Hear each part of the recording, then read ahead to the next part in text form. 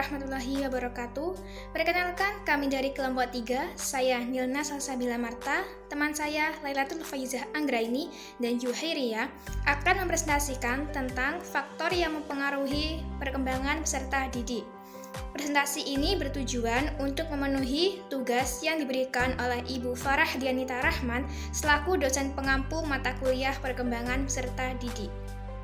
Yang pertama yaitu pertumbuhan. Pertumbuhan adalah perubahan-perubahan yang bersifat kuantitatif yang menyangkut peningkatan ukuran dan struktur biologis. Perubahan tersebut disebabkan oleh banyak faktor, yaitu faktor internal dan faktor eksternal. Faktor internal yang meliputi gen, kemudian sel, atom, dan kromosom, sedangkan faktor eksternal yaitu lingkungan sekitar. Adapun ciri-ciri pertumbuhan yaitu yang pertama, terjadi perubahan fisik dan ukuran, yang kedua, terjadi peningkatan jumlah sel, 3, dapat dinyatakan dalam ukuran panjang atau berat, 4, bersifat terbatas, dan 5, bersifat irreversible. Kemudian yang kedua ada perkembangan. Perkembangan adalah bertambahnya kemampuan atau skill dalam struktur dan fungsi tubuh yang lebih kompleks. Perkembangan terjadi berupa perubahan fungsi-fungsi organ fisik seperti fungsi psikologis, menyesuaikan diri dengan lingkungan sekitar, perkembangan pemikiran, dan perkembangan emosi. Ada dua faktor yang mempengaruhi perkembangan, yaitu faktor internal yang berasal dari diri kita sendiri, yang meliputi pembawaan dan potensi psikologis, dan yang kedua ada faktor eksternal, yaitu berasal dari luar diri kita, seperti pematangan kognitif, pengalaman, serta lingkungan. Adapun ciri-ciri perkembangan yaitu 1. Perkembangan selalu melibatkan proses pertumbuhan yang diikuti oleh perubahan fungsi. Yang kedua, perkembangan mengikuti pola yang konstan dengan hukum tetap. 3. Perkembangan memiliki tahapan yang berurutan. 4. Perkembangan setiap individu memiliki kecepatan yang berbeda. 5. Perkembangan dapat menentukan pertumbuhan tahap selanjutnya. Kemudian ada fase-fase perkembangan manusia. Yang pertama ada fase pranatal atau saat dalam kandungan. Yang kedua ada fase bayi. Yang ketiga fase kanak-kanak awal. Yang keempat fase kanak-kanak tengah dan akhir. Yang kelima adalah fase remaja.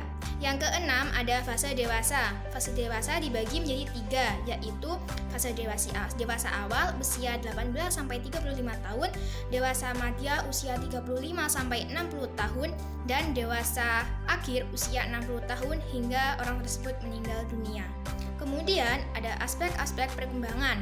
Di antaranya yaitu 1. Perkembangan fisik adalah perubahan fisik setiap manusia dari belum lahir hingga ia dewasa. Yang kedua ada perkembangan kognitif, yaitu kemampuan berpikir seorang anak. Kemampuan berpikir dipengaruhi oleh kematangan otak yang mampu menunjukkan fungsinya dengan baik. Yang ketiga, perkembangan psikososial. Intinya, dalam aspek ini setiap pribadi membutuhkan kemampuan untuk menguasai sikap dan emosinya serta sarana komunikasi untuk bersosialisasi. 4. Perkembangan bahasa adalah sarana untuk berkomunikasi. Dengan bahasa, manusia dapat mengenal dan memahami dirinya serta orang lain. Dan yang kelima, perkembangan bakat. Seseorang yang memiliki bakat itu biasanya akan lebih cepat diamati dan berkembang. Dan 6. Perkembangan kepribadian adalah kualitas perilaku individu terhadap lingkungan sekitarnya. Selain ada aspek-aspek perkembangan, ada juga prinsip-prinsip perkembangan, yaitu 1.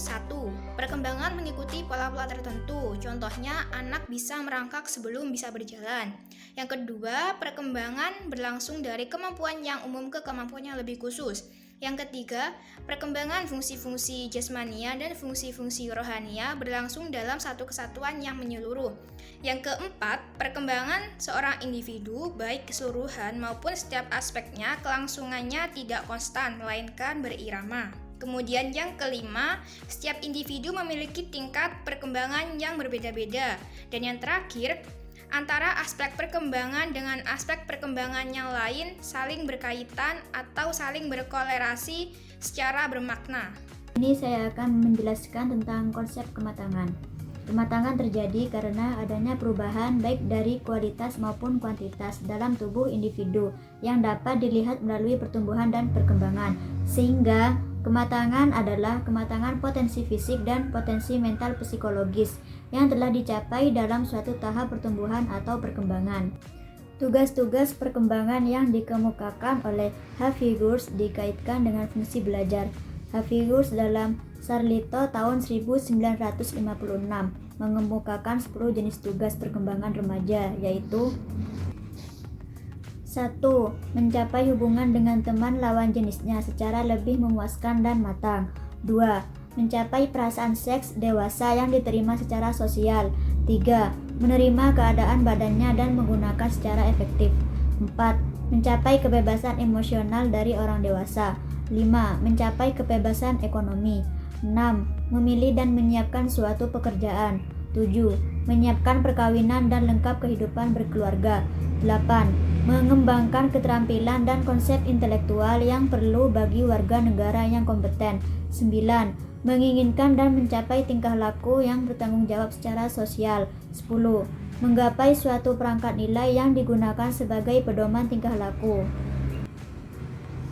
Tugas-tugas tersebut pada dasarnya tidak dapat dipisahkan, karena remaja itu adalah pribadi yang utuh. Kematangan akan terlihat dan diketahui apabila tugas-tugas perkembangan tadi telah terselesaikan dan jika telah mengalami pertumbuhan fisik yang signifikan yang bersifat kuantitatif. Kematangan anak meliputi aspek-aspek kesiapan motorik, sosial, emosi, dan kognitif. Kematangan motorik. Kematangan secara motorik akan membantu anak untuk mengendalikan perilaku dan memfokuskan kegiatan pada satu tugas hingga selesai. Kematangan kognitif. Kematangan secara kognitif tidak hanya sebatas tingkat kecerdasan, namun juga dengan memperhatikan kematangan aspek-aspek kognitif lain seperti ketajaman, pengamatan, dan kemampuan menentukan persamaan perbedaan. Kematangan emosi. Secara emosional, anak harus cukup mandiri lepas dari bantuan dan bimbingan orang dewasa, serta dapat mengontrol emosinya seperti marah, takut, dan iri. Kematangan sosial. Secara sosial, anak mulai memperluas lingkup sosial baik dengan teman sebaya maupun guru. Dengan kata lain, anak mampu membangun interaksi dengan memberi respon pada kehadiran orang lain dan mampu berinteraksi dengan lingkungan terdekatnya. Prinsip hereditas menurut Crow and Crow sebagaimana yang dikutip Muhammad Fathur Rahman adalah sebagai berikut. Prinsip reproduksi. Faktor keturunan berlangsung melalui perantara germ cell atau plasma benih dan tidak dengan sel somatik. Prinsip konformitas. Berdasarkan prinsip ini, masing-masing makhluk menurunkan golongan dan jenisnya sendiri. Prinsip variasi. Suatu jenis spesies dipandang dapat memiliki persamaan apa perbedaan. Prinsip regresi filial. Ciri khas pada anak akan menunjukkan rata-rata. Prinsip jenis hilang. Sesuatu yang diwariskan oleh setiap orang tua kepada anak-anaknya mempunyai sasaran jenis menyilang.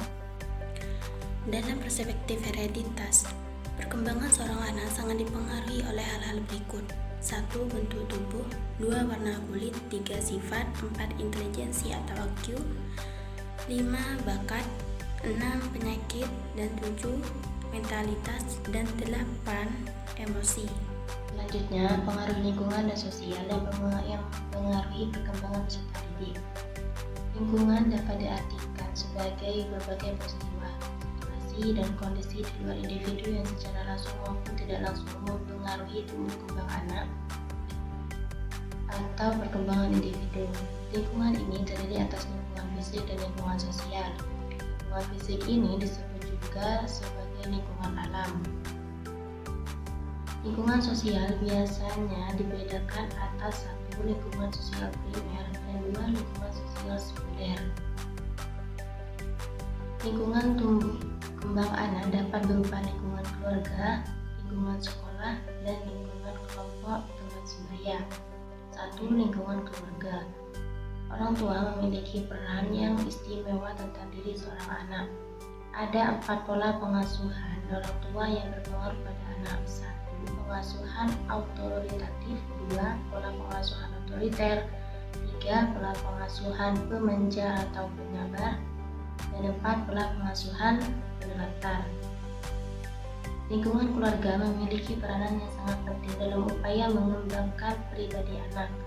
Hal itu berarti sikap dan perlakuan orang tua terhadap anak memiliki pengaruh yang sangat besar terhadap kepribadian dan perkembangan psikis anak. 2. Lingkungan sosial masyarakat. Masyarakat juga dapat diartikan sebagai suatu bentuk tata kehidupan sosial dengan tata nilai dan tata budaya itu sendiri. Kondisi orang-orang di lingkungan yang turut mempengaruhi perkembangan jiwa. 3. Lingkungan sekolah. Sekolah adalah pendidikan formal yang melakukan bimbingan pengajaran dan latihan untuk membantu siswa agar dapat mengembangkan potensinya. Sekolah merupakan salah satu faktor yang mempengaruhi pertumbuhan dan perkembangan anak, terutama untuk kecerdasannya. Sekolah sangat berperan dalam meningkatkan pola pikir anak, karena di sekolah mereka dapat belajar bermacam-macam ilmu pengetahuan. Dalam lingkungan sekolah, tokoh utama yang berperan adalah guru. Pribadi, sikap, anggapan, dan perlakuan seorang guru membawa dampak besar bagi penanaman gagasan dalam pikiran peserta didik. 4. Teman sebaya. Peranan kelompok teman sebaya bagi anak adalah memberi kesempatan untuk berinteraksi dengan anak lain, mengontrol tingkah laku sosial, dan mengembangkan keterampilan dan minat yang relevan dengan usianya. 5. Keadaan alam sekitar. Alam tempat tinggal manusia memiliki mutu yang berbeda. Keadaan alam yang beda akan berpengaruh terhadap perkembangan pola pikir atau kejiwaan anak. Dengan faktor tertentu dan faktor lingkungan tertentu pula, maka akan menghasilkan pola pertumbuhan dan perkembangan tertentu pula.